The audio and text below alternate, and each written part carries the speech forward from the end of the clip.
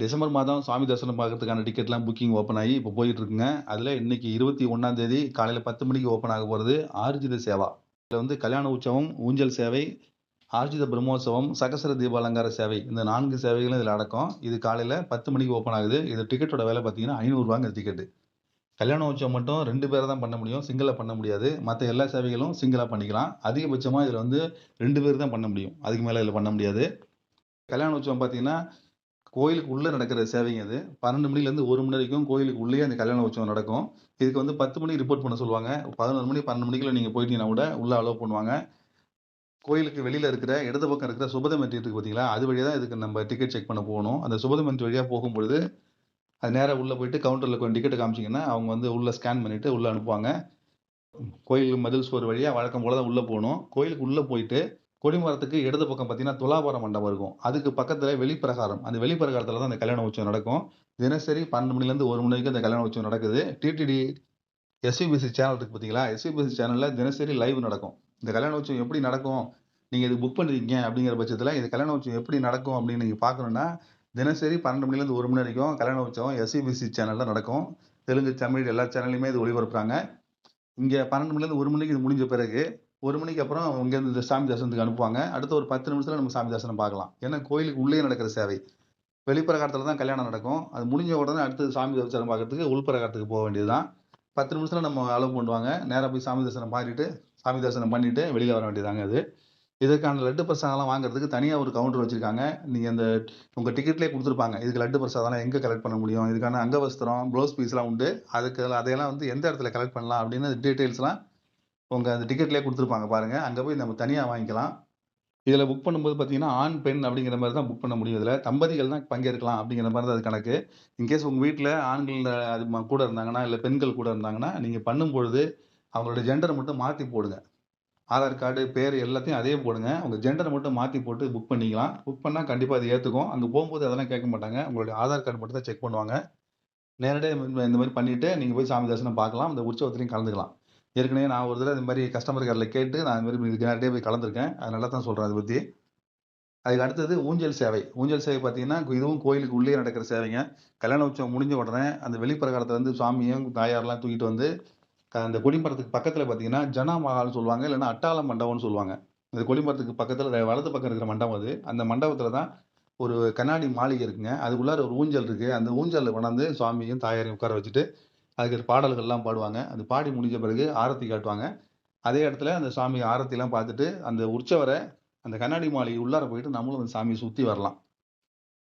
1:30 மணிலேருந்து 2 மணிக்கு நடக்கிற சேவைங்க அது. இதுக்கு நம்ம 11 மணிக்கு ரிப்போர்ட் பண்ண சொல்லுவாங்க. 11 மணி, 12 மணிக்குள்ள நீங்க போனீங்கன்னா கூட உள்ள சொல்லுவாங்க. ராஜகோபுரம் தாண்டி உள்ள நுழைஞ்ச உடனே ரைட் ஹேண்ட் சைடுல தான் அது நடக்கும். அங்க போய் நீங்க உள்ள திரும்பும்போது அங்க உள்ள சேவகர்கள்ட்ட அந்த டிக்கெட்ட காமிச்சீங்கன்னா, அங்க இடம் இருந்ததுன்னா உள்ள சொல்லுவாங்க. அப்படி இல்லங்கிற பட்சத்துல நேரடியா போய் மூலவர பார்த்துட்டு வந்துருங்க. பார்த்துட்டு வந்து திரும்ப வந்து அந்த இடத்துல வந்து உட்காருங்கம்பாங்க. நம்ம அப்படி கூட செய்யலாம். டைரக்ட்டா மூலவர பார்த்துட்டு, திரும்ப வந்து நம்ம லட்டு பிரசாதம் குடுப்பாங்க பார்த்தீங்களா? அத வாங்கிட்டு அந்த கை கழுவுற இடத்துக்கிட்ட தான் அந்த மண்டபம் இருக்கு. அங்க வந்து அந்த மண்டபத்துல நம்ம வெயிட் பண்ணலாம். சாமி கரெக்ட்டா 1:30 மணிக்கு அங்க எடுத்துட்டு வருவாங்க. 2 மணிக்கு அங்க சாமி அங்க இருப்பாரு. நம்ம உற்சவத்துல கலந்துக்கிட்டு, ஆரத்திலையும் காமிச்ச பிறகு, அதுக்கப்புறம் வெளில வந்துடலாங்க. அதுக்கு அடுத்தது ஆர்ஜித பிரம்மோற்சவம். இங்க இந்த ஊஞ்சல் சேவை முடிஞ்ச பிறகு, இங்க உள்ள பெருமாள திரும்பவும் இங்கேருந்து எடுத்துட்டு போயிட்டு, கோயிலுக்கு வெளியில இருக்க தேர் இருக்கு பார்த்தீங்களா? தேருக்கு பக்கத்துல வைபவ மண்டபம்னு இருக்கும். அந்த மண்டபத்துல கொண்டு போய் வச்சுருவாங்க. அந்த இடத்துல பெருமாள் வந்து 5 வகையான வாகனத்துல எழுந்தருள்வார். உள்ள திரையில கொஞ்சம் திரைக்கு பின்பக்கம் கொண்டு சாமிய வச்சுருவாங்க. அங்க வந்து நெறைய வாகனங்கள் அந்த இடத்துல தான் இருக்கு. ஒரு வாகனத்திலயும் பெருமாள் வந்து எழுந்தருளுவாரு. ஒரு இடத்துலயும் அங்க ஆரத்தி காட்டுவாங்க. நம்ம எல்லா வாகனங்களையும் நம்ம அங்க உட்கார்ந்து பார்க்க முடியும். இது வந்து 2:30லேருந்து 3 மணி வரைக்கும் நடக்கிற சேவைங்க அது. கரெக்ட்டா 2:30 மணிக்கு ஆரம்பிப்பாங்க. 3 மணி வரைக்கும் நடக்கும். அந்த இடத்துல தான் நடக்கும் இது. அது முடிஞ்ச பிறகு அங்கேருந்து நம்ம திரும்ப நேரா வந்து சுகதமஞ்சி வழியா டிக்கெட்ட காமிச்சுட்டு சாமி தரிசனத்துக்கு போலாம். வெயிட்டிங் இருக்காது. நேரடியா ஸ்கேன் பண்ணிட்டு டைரக்ட்டா உள்ள விட்டுருவாங்க. அடுத்த அதிகபட்சமா ஒரு 1 ஹவர்க்குள்ள சாமி தரிசனம் பார்த்துட்டு வெளியில வந்துடலாங்க. இதுக்கு அடுத்தது சகஸ்ர தீப அலங்கார சேவை. இது வந்து வழக்கமா எல்லாருக்கும் தெரிஞ்ச சேவை தான் அது. கோயிலுக்கு வெளியிலே நடக்கிற சேவை. எல்லாருமே இதுல பார்ட்டிசிபேட் பண்ண முடியும். டிக்கெட் இருக்கிறவங்க, இல்லாதவங்க அப்படின்னு எந்த கணக்கும் கிடையாது. எல்லாருமே இதுல பார்ட்டிசிபேட் பண்ண முடியும். 4:30 மணிலேருந்து 5, 5:15 வரைக்கும் நடக்கிற சேவைங்க அது.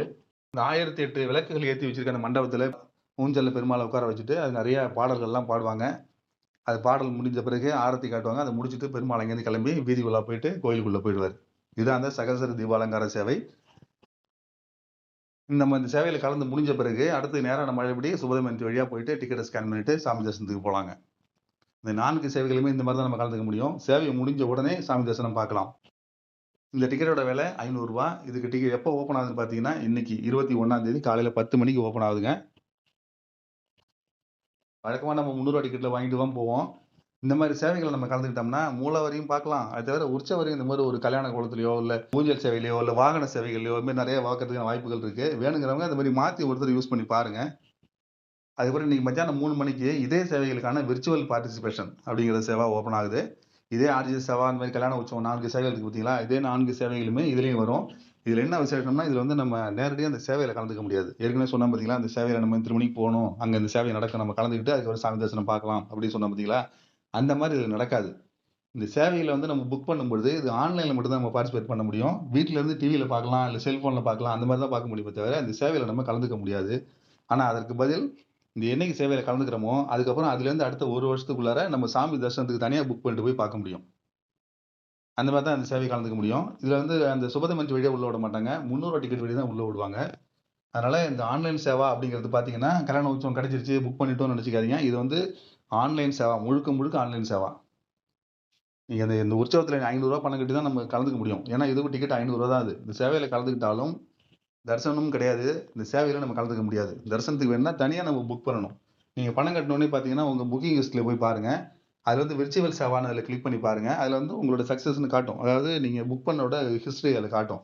அதிலேயே புக் தர்ஷன் அப்படின்னு ஒரு ஆப்ஷன் இருக்கும். அந்த ஆப்ஷனை செலக்ட் பண்ணி அதுக்கப்புறம் நம்ம தர்சனுக்கு புக் பண்ணணுங்க.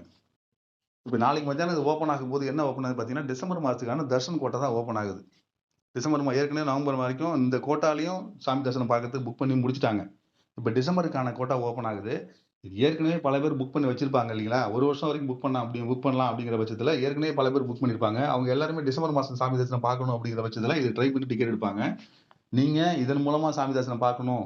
ரூ. 300 டிக்கெட் மூலமா என்னால எடுக்க முடியல. கொஞ்சம் ரொம்ப கூட்டமா இருக்கும் போல இருக்கு. இதுல எடுக்கிறது சிரமமா இருக்கும் அப்படின்னு நீங்க நினைச்சீங்கன்னா, நீங்க இதுக்கு மத்தியானம் 3 மணிக்கு வெயிட் பண்ண வேண்டிய அவசியம் இல்லைங்க. இன்னைக்கு காலையிலேயே கூட நீங்க இதுக்கு சேவையில பணம் கட்டிருங்க.